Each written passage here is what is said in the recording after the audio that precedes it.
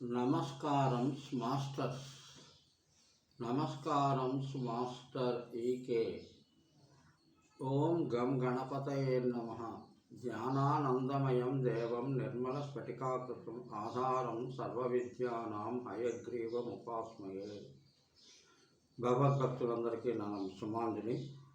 ఈరోజు పరమ తపస్వి అయినటువంటి శ్రీ రమణుల వారి జన్మదినం. ఆయన జన్మదినం గురించి ప్రవచించుకుంటే ముందు అరుణాచలంకి మనం స్మరించుకోక తప్పదు. అరుణాచలం అంటే రమణుల వారి అరుణాచల క్షేత్రమే. తిరువణ్ణామలై అని దానికి తమిళంలో పేరు. తిరువణ్ణామలై దగ్గర ఆయన ఉంది. ఇచ్చట సాక్షాత్తు శివుని జ్యోతిర్లింగంగా పురాణాలు చెప్తున్నాయి. శివుడే సాక్షాత్తు జ్యోతిర్లింగాల్లో ఒక లింగము అక్కడ ఉన్నదని ప్రజల యొక్క భావన, పెద్దల యొక్క మాట. అరుణాచలం గిరి ప్రదక్షిణ చేస్తుంటారు. గిరి ప్రదక్షిణ అనేటువంటిది బహుశా నా దృష్టిలో, పెద్దల దృష్టిలో నేను చెప్పలేను కానీ, గిరి ప్రదక్షిణను ప్రారంభించింది అరుణాచలం తర్వాతే మిగతా గిరులకు వ్యాపించింది అని. ఒక్క గిరి అయ్యి ఎన్ని గిరులకు తరింపజేయి జనులందరినీ అన్నారు పెద్దలు. అయితే పరమశివుని కుమారుడైన ఇంకొక మాట కూడా ఉంది. పరమశివుని కుమారులు ఎవరు? గణేశుడు, కుమారస్వామి. అయితే కుమారస్వామి ఎప్పుడూ కూడా కైలాసానికి దూరంగానే ఉంచారు. కారణం ఏంటంటే జనాభ్యుదయం కోసం.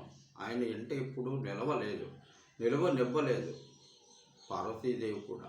ఎలా అంటే కొందరు కోపం రావచ్చు కానీ ఇది సత్యం.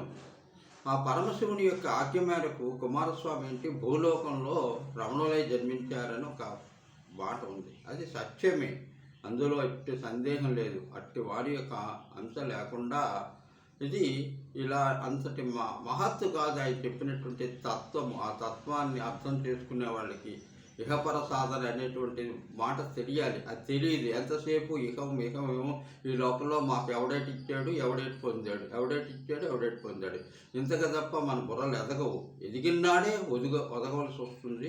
ఆ ఒదగడం ఇష్టం ఉండదు మనకి. అది తెలుసుకుంటే ఒదిగిపోవాల్సి వస్తుంది. అమ్మో అంత పని చేస్తామా మనం. అలాగే ఆయన మంచి బాలునిగానే లోకం ఎరిగినటువంటి మహామహర్షి అయినటువంటి తపస్వి. ఆయనకి 15 బట్టి ఏం జరిగిందంటే దేహానికి చాలా ఇబ్బంది కలిగింది చిన్నతనంలోనే. ఆయన స్మరణ మాత్రంతోనే అరుణాచలం అన్న మాట ఎక్కడో విన్నాడో వెంటనే పరుగులు తీయలేదనుకోండి. ఆయన పరీక్ష కట్టడానికి తండ్రి ఇచ్చిన సొమ్ముతో ఎవరినో సాయం తీసుకోకుండా తనకు తానుగా ట్రైన్ ఎక్కి అరుణాచలం చేరుకున్నాడు. తర్వాత జరిగింది బోల్డ్ అంత ఉంటుంది. అదంతా ఇప్పుడు చెప్పుకోవడానికి అవకాశం లేదు. రమణుల వారు కంటే గురూపదేశం లేనిదే ఏదీ లభ్యం కాదంటాడు. గురువు కావాలి. మనిషికి గురువు లేనిది ఎలా లభ్యం అవుతుంది? ఈ మాట ప్రతి మనిషికి తల్లి తండ్రి ఉండొచ్చు, వాళ్ళు భ్రష్టు పట్టిపోయినా పర్వాలేదు. కానీ ఒక వ్యక్తికి గురువుగానే లభించాడంటే, సద్గురువుగానే లభించాడంటే ఉన్నత శిఖరాలను అధిరోహించగలరు. అలాంటి దృష్టాంతాలు ఎన్నో ఉన్నాయి. అందులో రమణ మహర్షి జీవితం. ఆయన గురువును వెతుక్కుంటూ వచ్చినటువంటి మహానుభావుడు. ఆయన శిష్యుడు కూడా అంతటి వాడే, గొప్ప శిష్యుడు ఆయన. అయితే ఒకసారి రమణుల వారిని అందరూ సందర్శిస్తూ ఒక మాట అన్నారు. మహర్షి అంతా మాయేనా అని. అంటే అంతా మాయేనా అని అన్నప్పుడు మహర్షి మీరేం సమాధానం? ఆయన అసలు మౌనస్వామి అని ఆయనకి పేరు. అంటే మౌనం తప్ప ఎప్పుడూ మాట్లాడేవాడు కాదు. ఏదో అవసరమైతే 2 ముక్కలు, లేకపోతే చీటీ మీద రాసి ఇచ్చేసి అలా ఆచరించుకోమనేవాడు. అంతటి గొప్ప నిగర్వి. అయితే అసత్యమే కానీ అసత్య వస్తువు లేదంటారు కొందరు. అసత్య వస్తువే లేదంటారు. అయితే దీనికి ఏమిటి చెప్తారు? కానీ అంతా అసత్యమని అంటున్నది ఎవరా అని ప్రశ్నించారు. అంతా అసత్యమని అంటున్నది ఎవరు? నీ మనసే కదా. ఇదంటే నీ మనసులో నువ్వు భావిస్తూ దాని గురించి ఇంకోళ్ళు ప్రశ్నిస్తే ఇంకోళ్ళ మనసు వస్తుందా, నీ మనసు వస్తుందా అని అడిగేవారు ఆయన. ప్రవచించిన వానికి గల దృష్టిని బట్టి ప్రపంచం ఏర్పడుతుంది. అంటే ఇప్పుడు నేనున్నాను అనుకోండి, నేను రమణ వారి ప్రవచనం ఇప్పుడు చేస్తున్నాను, 4 ముక్కలు చెప్తున్నాను. రమణ వారు నా దృష్టిలో ఉన్నారు.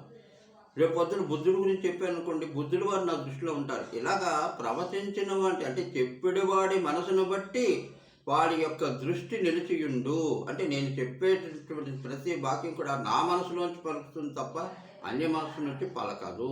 ఇది అటువంటప్పుడు ఇంకా అన్ని సిద్ధాంతాలు కూడా అలాగే వస్తున్నాయి. ప్రతి సిద్ధాంతం కూడా ఏర్పడింది. మా లెక్కల సిద్ధాంతాలు కావచ్చు, సైన్స్ సిద్ధాంతాలు కాదు, ఏ సిద్ధాంతాలు కాదు, రాజకీయాలు కాదు, ప్రతి మనిషికి ఉండే సంబంధం కూడా వాడి మనసులోంచి పుడుతుంది తప్ప దరిద్రమైన అందులోంచి పుడుతుంది, మంచి అయినా అందులోంచి పుడుతుంది.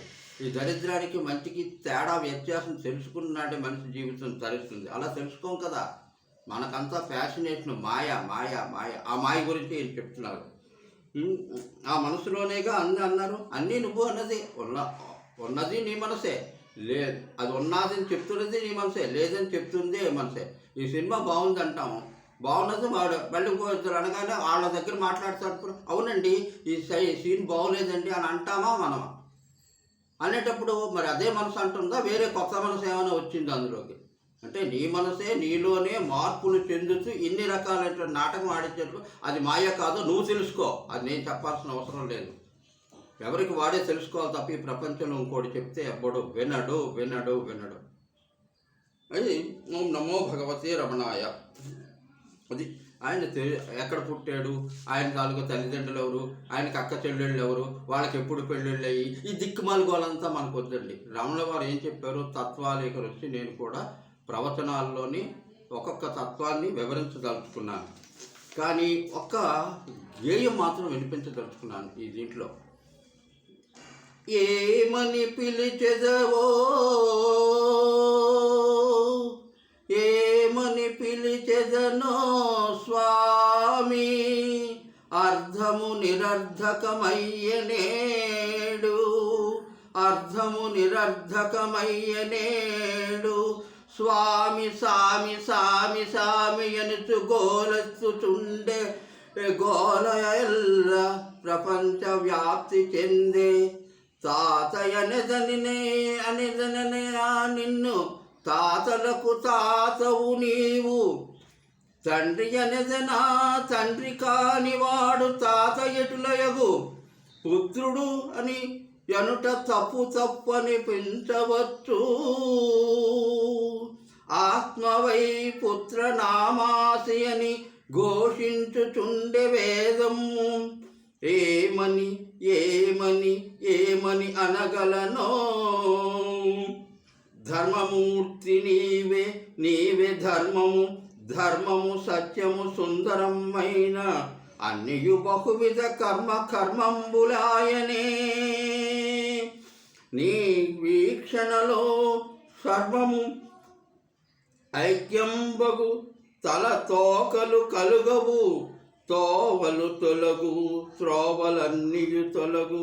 నమస్కారమొక్కటే సంస్కారమవు, తత్సంస్కారమున దిక్కు నమస్కారం దిక్కు నీవే ఎల్లరకున్.